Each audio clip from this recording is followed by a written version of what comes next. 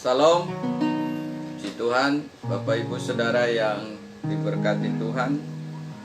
Pagi hari ini kita akan mulai ibadah Minggu pagi tanggal 2 Mei. Biasa di bulan yang pertama kita bersyukur bahwa Tuhan sudah memimpin hidup kita memasuki bulan yang baru. Dan di ibadah minggu yang pertama ini, mari siapkan hati kita akan memuji Tuhan dan akan mendengarkan firman Tuhan juga. Mari kita mau bersyukur kepada Bapa.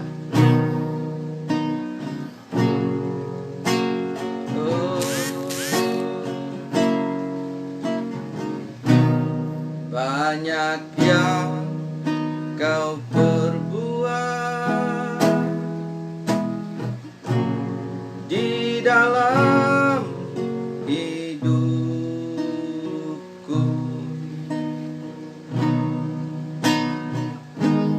rancangan indahmu terjadi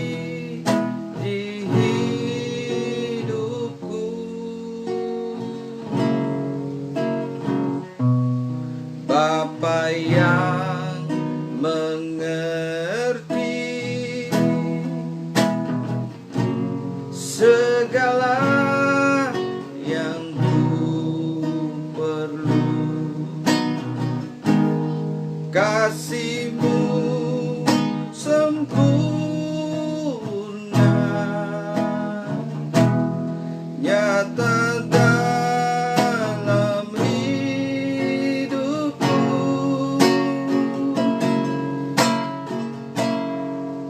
ku bersyukur Bapa, ku bersyukur Tuhan buat kasih setiamu di dalam hidupku. Ku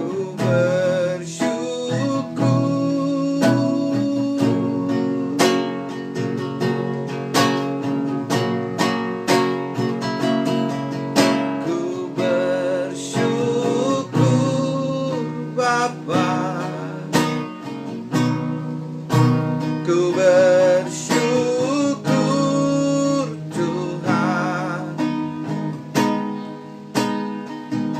buat kasih setiamu di dalam hidupku. Ku bersyukur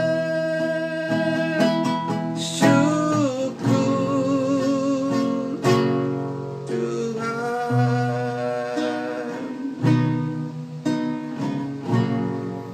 Mari kita mau katakan banyak yang Tuhan telah perbuat dalam hidup ini.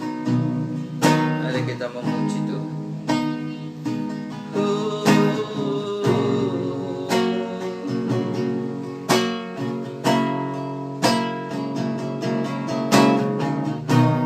Banyak yang kau perbuat di dalam hidupku, rancangan indahmu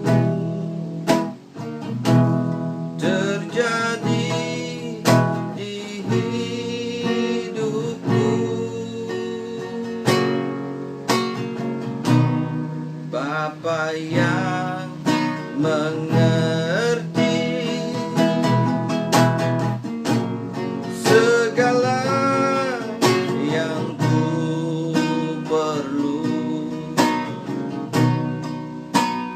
kasih-Mu sempurna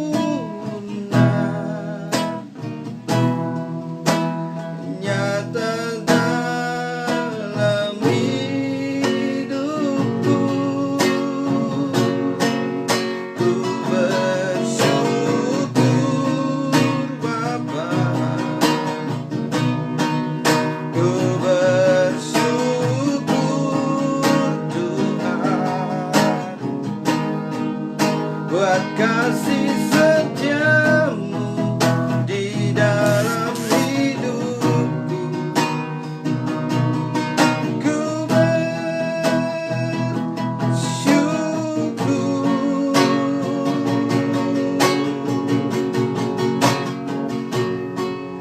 ku bersyukur Bapa, ku bersyukur Tuhan buat kasih setiamu di dalam hidupku. Ku bersyukur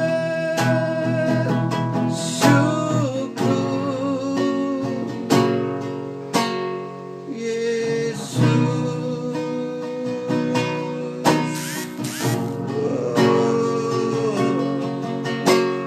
Haleluya.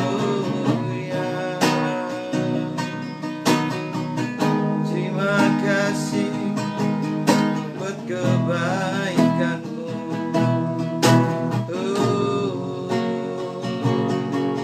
Kau Allah yang hidup, Yesus Tuhan. Kuasa-Mu nyata, kasih-Mu nyata di hidupku. Haleluya.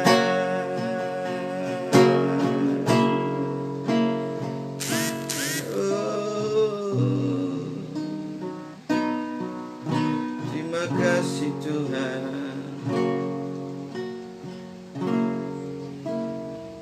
Ku bersyukur Bapa,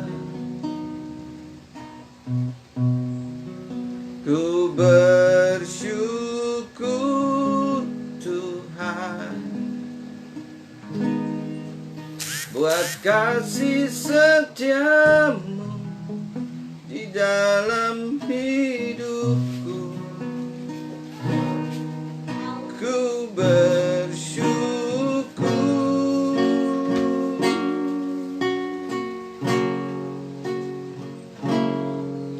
ku bersyukur Bapa, ku bersyukur Tuhan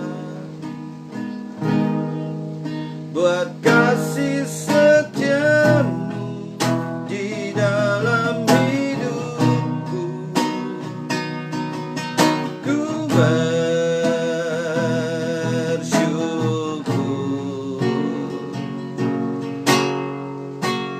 Yesus.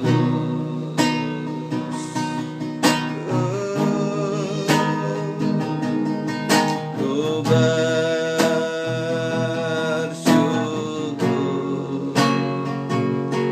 ku bersyukur,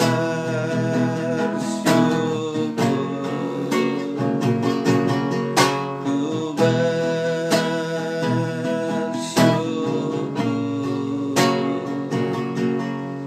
Yesus.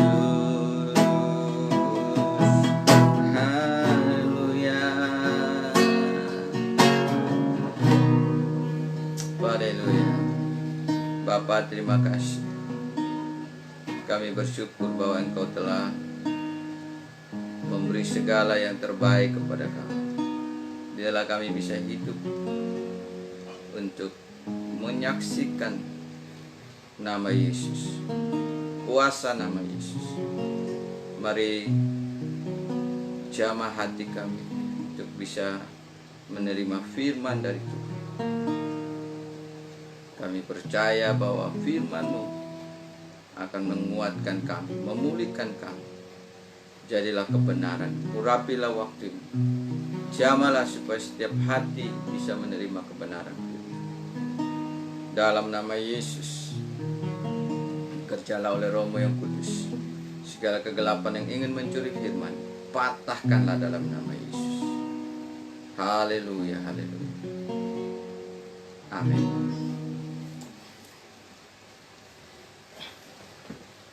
Mari kita si Tuhan Bapak Ibu Saudara yang diberkati Tuhan, mari kita siapkan hati kita untuk buka Alkitab kita untuk bisa merenungkan kebenaran firman pagi hari ini. Kebenaran firman pagi hari ini adalah lanjutan dari firman minggu yang lalu bahwa menyelamatkan yang terhilang itu adalah kehendak Tuhan, dan Tuhan ingin kita bisa belajar untuk menikmati apa yang Tuhan mau dan Tuhan kerjakan. Pagi hari ini adalah firman Tuhan adalah hidup dalam kasih Tuhan. Di dalam ayat pasal yang sama, Lukas 15 ayat yang ke-11 sampai ayat 32, dikatakan di situ bagaimana kita bisa hidup dalam kasih Tuhan, dan hidup yang di dalam kasih Tuhan itu akan menolong saya dan saudara untuk bagaimana kita menikmati hidup itu. Karena kasih Tuhanlah yang akan membuat hidup kita itu berarti, hidup kita itu berharga. Tanpa kasih dari Tuhan kita tidak akan berharga apapun. Karena itu di sini kita akan baca ayat 11 dulu sampai 21. Di situ adalah perumpamaan tentang anak yang hilang. Yesus berkata lagi, ada seorang mempunyai dua anak laki-laki. Kata yang bungsu kepada ayahnya, "Bapa, berikanlah kepadaku bagian harta milik kita yang menjadi hakku." Lalu ayahnya membagi-bagikan harta kekayaan itu di antara mereka. Beberapa hari kemudian, anak bungsu itu menjual seluruh bagiannya itu, lalu pergi ke negeri yang jauh. Di sana ia memboroskan harta miliknya itu dengan hidup berfoya-foya. Setelah dihabiskannya semuanya, timbullah bencana kelaparan di dalam negeri itu, dan ia pun mulai melarat. Lalu ia pergi dan bekerja pada seorang majikan di negeri itu. Orang itu menyuruhnya ke ladang untuk menjaga babinya. Lalu ia ingin mengisi perutnya dengan ampas yang menjadi makanan babi itu. Tetapi tidak seorang pun yang memberikannya kepadanya.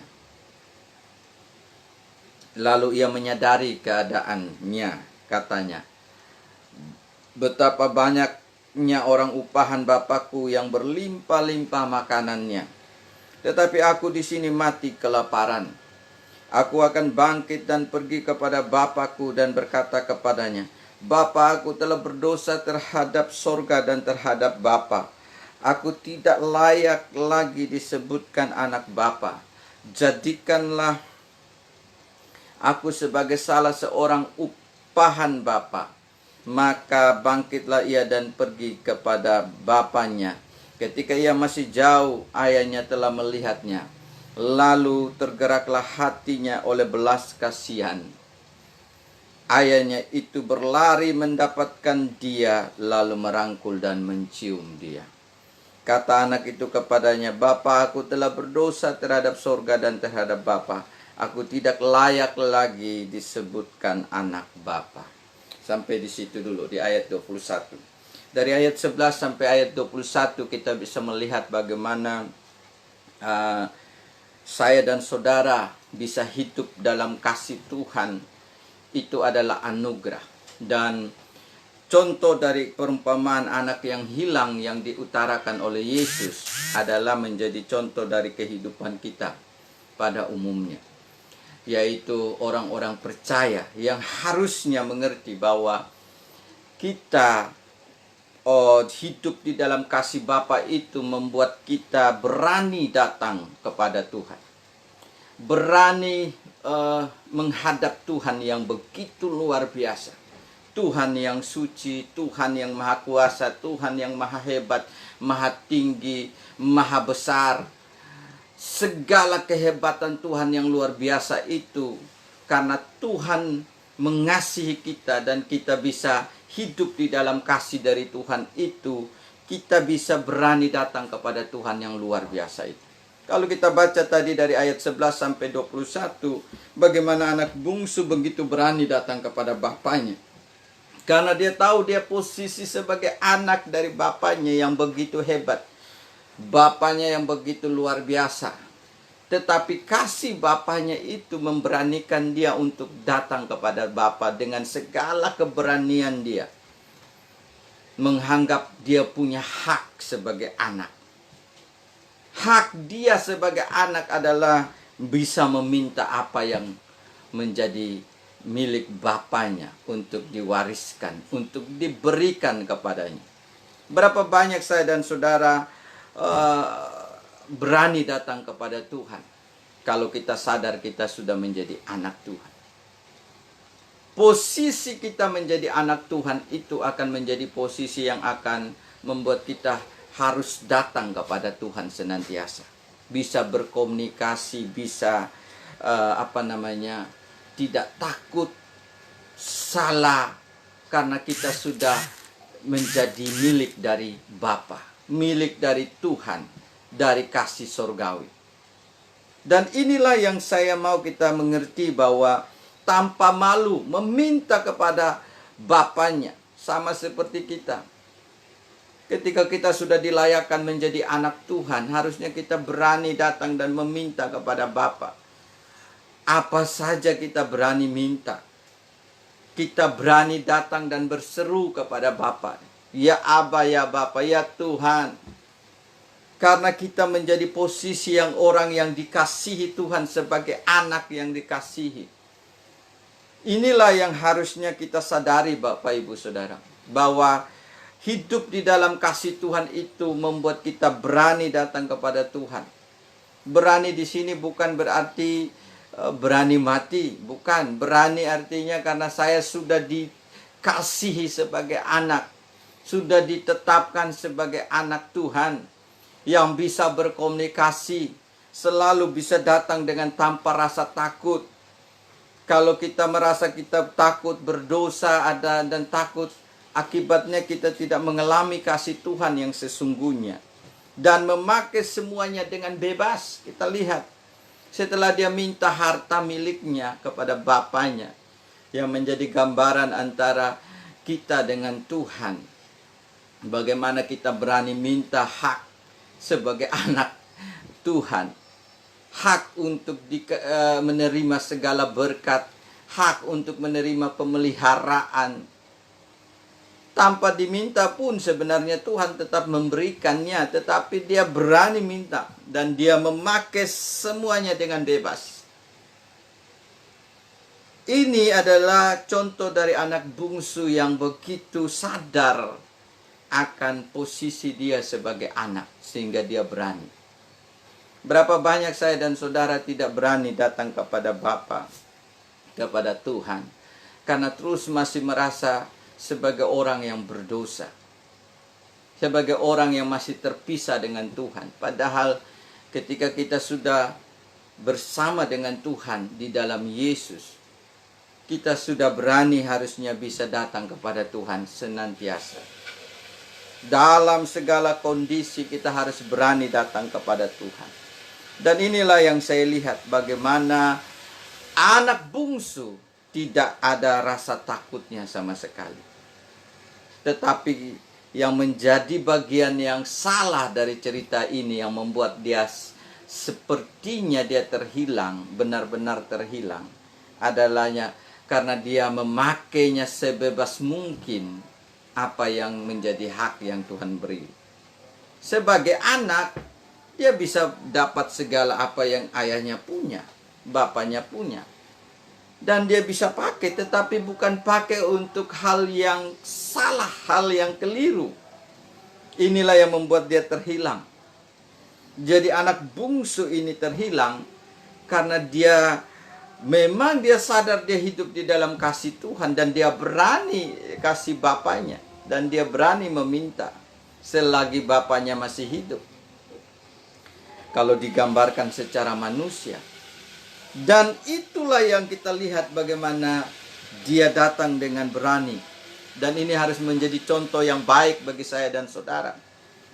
Berapa banyak saudara tidak berani datang kepada Bapa surgawi, Tuhan, karena terus masih merasa berdosa, karena terus masih tidak sadar bahwa kasih Tuhan itu memampukan saya untuk datang di hadiratnya. Inilah yang dialami oleh anak bungsu. Dia mengalami keterhilangan bukan karena dia tidak sadar akan kasih Bapaknya. Keberaniannya kita perlu tiru, tetapi kebebasannya memakai seluruhnya dengan cara yang salah untuk hal yang salah, itulah yang harus dipulihkan. Nah, yang kedua yang kita harus lihat dari ayat-ayat ini adalah di ayat 22 sampai 24. Dikatakan hidup dalam kasih Bapa itu, ayat 22 sampai 24, tetapi ayat itu berkata kepada hamba-hambanya, lekaslah bawa kemari jubah yang terbaik, pakaikanlah itu kepadanya dan kenakanlah cincin pada jarinya dan sepatu pada kakinya. Dan ambillah anak lembu tambun itu, sembelilah dia dan marilah kita makan dan bersuka cita. Sebab anakku ini telah mati dan menjadi hidup kembali. Ia telah hilang dan didapat kembali, maka mulailah mereka bersuka ria. Ini yang menarik. Artinya ketika anak bungsu itu sadar di tengah-tengah dia mengalami kesulitan setelah dia salah menjalankan hidupnya sebagai anak yang dikasihi Tuhan, di tengah-tengah itu pun dia sadar dan tetap berani datang kepada bapaknya. Jadi bagian yang kedua, hidup di dalam kasih Tuhan itu adalah membuat kita bisa dipulihkan kembali, saudara. Kita harus sadar bahwa kita bisa dipulihkan kembali dari keadaan kita. Dan anak bungsu ini juga menjadi contoh yang baik. Ketika dia mengalami banyak masalah tekanan karena dia jauh dari Bapa, dia jauh dari cara hidup yang Bapa mau, tetapi dia masih bisa sadar bahwa di rumah bapaknya ada banyak hamba-hamba yang bisa makan dengan baik, tapi saya di sini kesulitan. Saya keluar dari Bapa, saya jauh dari Bapa, saya jauh dari Tuhan, dan karena itu saya tidak bisa mengalami segala kekuatan berkat Tuhan itu. Dan di tengah-tengah itu dia sadar, dan dia oleh kasih Tuhan, kasih Bapaknya, dia sadar bahwa kalau Bapa begitu mengasihi hamba-hambanya, memberi makan yang layak, segala yang terbaik, apalagi saya sekarang adalah anaknya. Tetapi memang saya sudah tidak layak menurut pikiran dia, karena saya sudah melakukan segala yang jahat itu menurut pemikiran dia. Dan dia mulai memikirkan di dalam pikirannya, dalam hatinya, nanti kalau saya datang kepada Bapa, saya mau bilang, saya tidak layak lagi jadi anak Bapa. Saya sudah berdosa kepada Bapa dan sorga. Saya mau jadi hanya hamba saja. Yang penting saya masih bisa terpelihara oleh Bapa. Ini adalah satu bagian dari firman yang luar biasa, Bapak Ibu Saudara, bahwa hidup dalam kasih Tuhan yang pertama tadi membuat kita berani datang kepada Tuhan. Di dalam kasih anugerah Tuhan memampukan kita datang kepada Dia. Tidak ada orang berdosa yang berani datang, tapi kasih karunia Tuhan membawa kita datang kepada Dia. Dan yang kedua, hidup di dalam kasih Tuhan membuat kita bisa dipulihkan kembali. Bapa memulihkan kita kembali. Tuhan memulihkan kita kembali ketika kita datang. Jadi saudara yang sudah terhilang sekian lama, kalau saudara adalah anak Tuhan, percayalah Tuhan masih bisa memulihkan saudara kembali. Dan pemulihan yang Tuhan kerjakan itu luar biasa, tanpa diperhitungkan kesalahan kita. Anak itu bilang saya sudah salah, Tuhan, bapaknya tidak bilang apa-apa. Lalu sudah panggil hamba-hambanya, ayo potong, ayo pakaikan pakaian, cincin, sepatu, beri kemuliaan, memberi kembali pemulihan. Sebagai anak yang sudah ditemukan kembali. Bapa Tuhan kita sangat ingin memulihkan kita kembali. Percayalah bahwa Tuhan tidak memperhitungkan kesalahan kita. Itulah yang terjadi dengan anak bungsu ini. Walaupun dia memperhitungkan kesalahannya sendiri, tetapi Bapa tidak memperhitungkan itu. Bapa memang melihat dia terhilang karena dia salah menjalankan kehidupannya. Tetapi Bapa melihat dia sebagai anak yang perlu dikasihi. Tuhan melihat kita sebagai anaknya yang perlu dikasihi, yang perlu dipulihkan. Tidak diperhitungkan kesalahan. Saudara, berapapun kesalahan kita, kalau kita bilang saya mau datang kepada Tuhan, Tuhan tidak perhitungkan, tapi Tuhan menyambut dengan memberi segala yang terbaik. Amin. Tuhan menyambut dan memberi kemuliaan kembali sebagai anak. Dinyatakan dia layak menerima sebagai anak. Tuhan tidak menghapus status kita sebagai anak. Dan inilah yang baik, membuat kita bisa dipulihkan, disadarkan akan kekuatan kasih Tuhan, diterima dalam kemuliaan Tuhan, kemuliaan Bapa. Jadi anak yang bungsu ini menjadi anak yang menjadi contoh yang luar biasa bagi saya dan saudara. Dia bisa mengalami terhilang, tetapi dia tidak hilang kasih Tuhan, kasih Bapanya dia tidak hilang. Karena dia tahu dia adalah anaknya. Dia bilang, di rumah Bapakku ada banyak hamba. Dia sadar dia adalah anak yang punya segala, Bapa yang punya Bapa yang hebat. Berapa banyak saudara menyadari itu? Bahwa kita punya Tuhan yang sudah berkorban untuk saya dan saudara. Yesus Kristus Tuhan. Demi kita, dia rela. Dan inilah yang akan terjadi dalam seluruh kehidupan saya dan saudara. Bapa ingin memulihkan kita kembali. Kasih Tuhan membuat kita berani datang kepada Tuhan. Kasih Tuhan membuat kita pulih kembali. Hidup di dalam kasih Tuhan. Yang ketiga, membuat kita sadar bahwa kita memiliki semuanya. Selain kita dipulihkan tadi, tetapi Tuhan juga ingin kita sadar bahwa kita layak memiliki semuanya.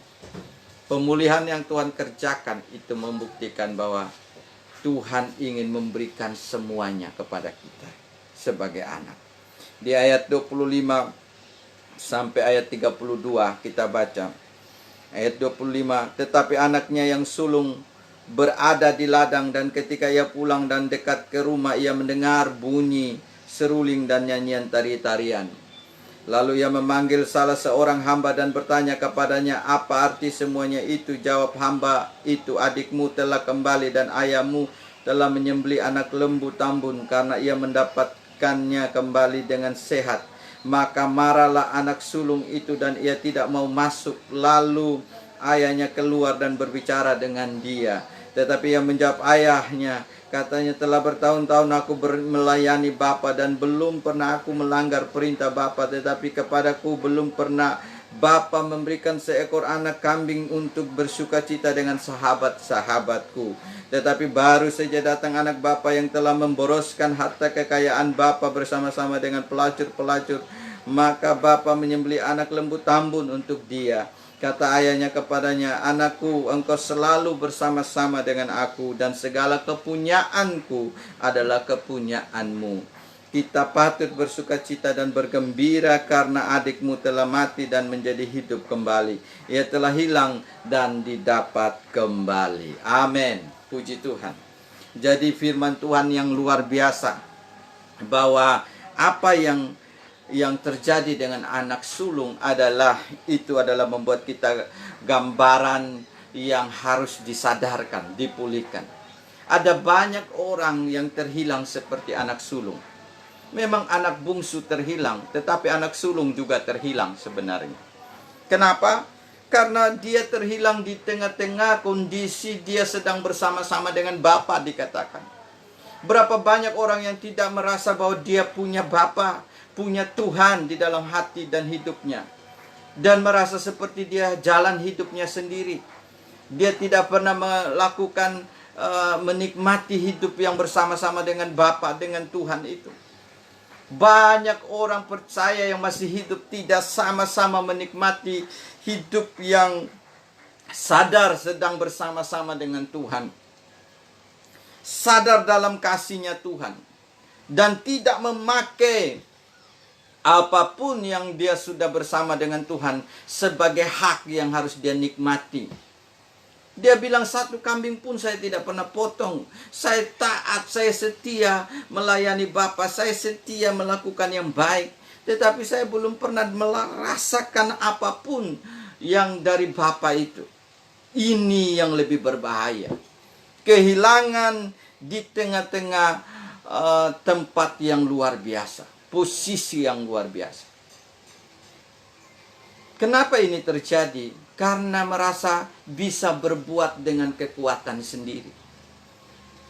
Harusnya dia bisa menikmati kasih Bapaknya. Kasih Tuhan itu jangan disepelekan. Ini sama dengan ayam mati di lumbung beras. Anak sulung ini seperti mati di tengah-tengah Bapaknya yang penuh segala berkat, segala kuasa. Saudara, jangan mau ditipu oleh setan yang membuat kita masih merasa posisi kita adalah hamba, budak, yang harus berusaha untuk bisa mendapat kasih dari Tuhan. No. Kasih Tuhan itu adalah kasih yang diberikan bukan dengan usaha kita baru kita dapat. Tapi kasih Tuhan itu dikerjakan oleh Tuhan dengan penuh kemurahan, kasih karunia. Tanpa kita sudah baik, Tuhan mengerjakannya bagi saya dan saudara. Dan kita bisa pakai, jangan usaha. Percayalah, kamu sudah bersama-sama dengan saya, pakailah. Tuhan mau bilang, Bapaknya mau bilang, kenapa kamu tidak ambil apa yang kupunya itu juga kamu punya? Bukankah Tuhan bilang dia punya sorga dan bumi? Artinya sorga dan bumi itu akan menjadi milik bagian kita juga. Bukankah dia bilang saya punya segala kuasa? Artinya kuasa Tuhan itu juga harus menjadi kuasa yang saya miliki dan menikmati dan pakai dalam hidup ini. Anak sulung sangat terhilang lebih jauh. Dan kalau dia tidak mengalami anak bungsu dipestakan, dia sendiri mungkin akan terhilang. Tapi syukur Bapaknya bisa membuat dia sadar kembali. Dengan perkataan, apa yang saya punya, kamu punya, kenapa tidak pakai? Kenapa marah? Tidak perlu marah karena semua yang saya punya itu juga milikmu. Kenapa selama ini tidak pakai dan menikmati? Karena itu saya percaya, mari kita semua jangan tertipu. Hidup di dalam kasih Tuhan itu dengan benar. Dipulihkan selalu dalam kasih Tuhan. Menikmatilah kasih Tuhan untuk diri sendiri. Dan menjadi berkat kesaksian. Kalau saya melihat anak bungsu tidak terlalu terhilang sebenarnya. Walaupun dia memang hilang dalam segi perbuatan hidupnya. Tapi dalam segi percaya akan kasih Tuhan, kasih Bapaknya, dia jauh melebihi dari anak sulung. Karena apa? Anak sulung masih berusaha. Tidak pernah pakai apapun dari Bapaknya. Padahal semua yang Bapaknya punya, dia punya. Berapa banyak saudara masih merasa bahwa saudara tidak punya kuasa. Saudara tidak punya kekuatan. Saudara tidak punya kasih. Saudara tidak punya ketenangan, kedamaian. Padahal kalau Bapa kita punya segalanya. Saya dan saudara juga bisa mengalami segalanya di dalam Tuhan. Amin buat firman Tuhan. Mari kita berdoa. Tuhan Yesus, terima kasih bahwa kami semua bisa mengerti bahwa hidup dalam kasih Tuhan adalah hidup yang membuat kami berani datang kepada Engkau. Bahwa hidup di dalam kasih Tuhan yang membuat kami bisa terus dipulihkan selalu. Dan hidup di dalam kasih Tuhanlah yang membuat kami sadar akan keadaan kami. Bahwa kami memiliki semuanya di dalam Engkau. Kami sadar bahwa kami harusnya punya yang terbaik dari Engkau. Dan kami bisa pakai dan menikmati. Dan menjadi berkat dan menjadi saksi. Terima kasih buat kebenaran firman yang luar biasa yang Tuhan kerjakan. Kami bersyukur buat campur tangan kebenaran-Mu boleh digenapi dalam hidup kami. Dalam nama Yesus kami berdoa. Amin. Bapak Ibu Saudara, kita akan akhiri ibadah ini. Mari kita nyanyi satu lagu pujian.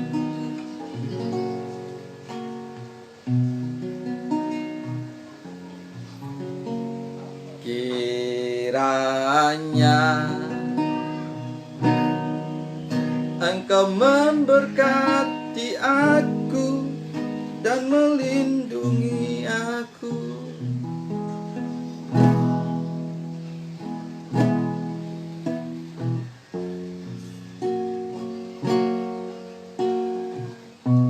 Kita nyanyikan lagu doa Yabes ini.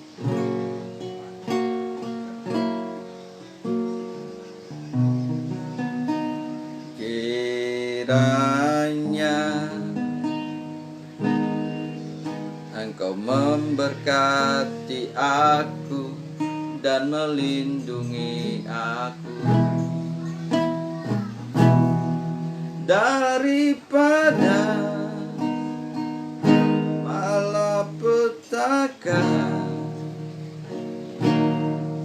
sehingga kesakitan tidak menimpa aku.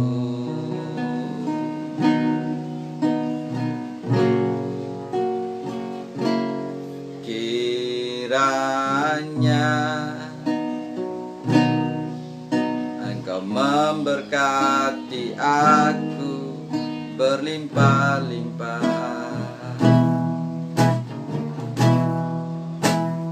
dan memperluas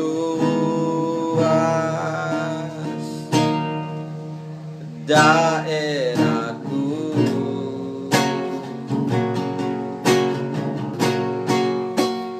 dan kiranya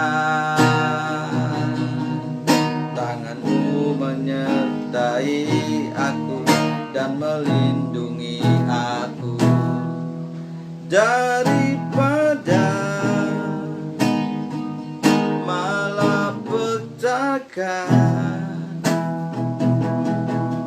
sehingga kesakitan tidak menimpa aku.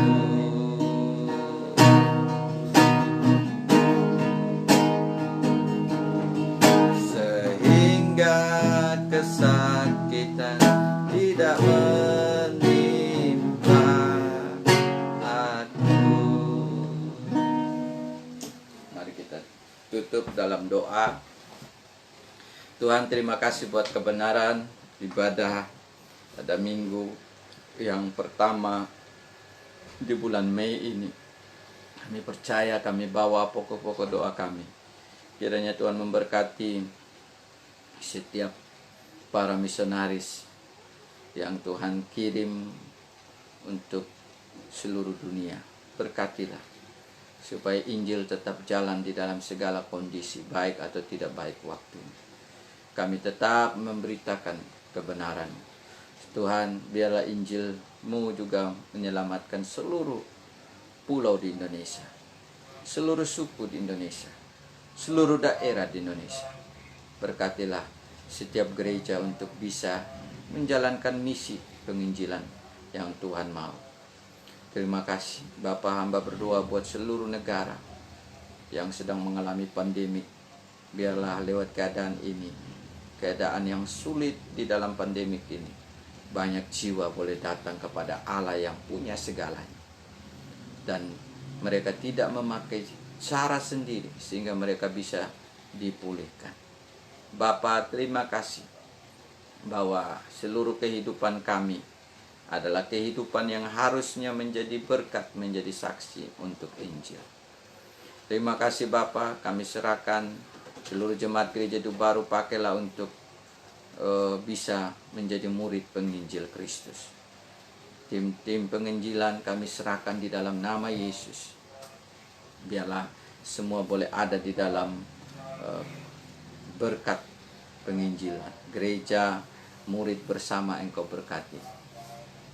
Pak Pendeta Kim, Nona Ocu, dan semua jemaat. Biarlah mereka bisa menjadi saluran untuk penginjilan seluruh dunia.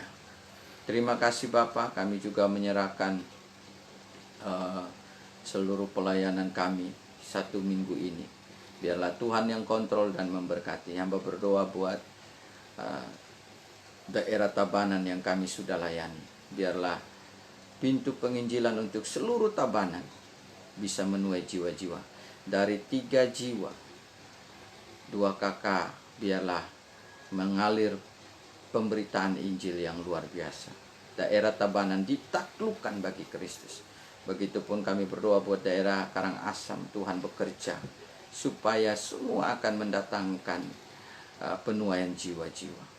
Kami serahkan Bali seluruhnya dalam pimpinan kuasa Tuhan. Kami berdoa buat NTT, Sumba, seluruhnya biarlah jiwa-jiwa di sana menjadi murid penginjil Tuhan. Terima kasih Bapa, seluruh jemaat gereja Hidup Baru, mampukanlah untuk berjalan di dalam Injil kebenaran. Dalam nama Yesus kami serahkan dan kami akhiri ibadah ini. Kami mohon berkat Tuhan turun atas kami. Tuhan Yesus memberkati dan melindungi kita sekalian. Tuhan Yesus menyinari kita dengan wajahnya dan memberi kita kasih karunia. Tuhan Yesus menghadapkan wajahnya kepada kita dan memberi kita damai sejahtera. Dan sesuai firman Tuhan, kita hidup di dalam kasih Tuhan yang sempurna. Kasih inilah yang akan memampukan kita, membuat kita bisa menikmati, berani datang kepada Tuhan, membuat kita bisa terus dipulihkan oleh Tuhan, membuat kita bisa sadar bahwa kita punya segalanya di dalam Yesus Kristus Tuhan. Genapilah firman ini atas kami semua, di dalam nama Tuhan Yesus Kristus. Amin.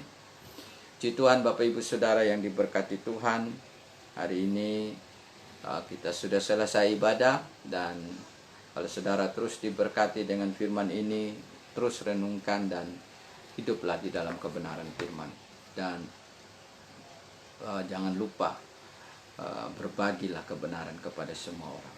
Injil. Tuhan Yesus memberkati kita semua. Salam, sampai jumpa ibadah minggu depan di online juga.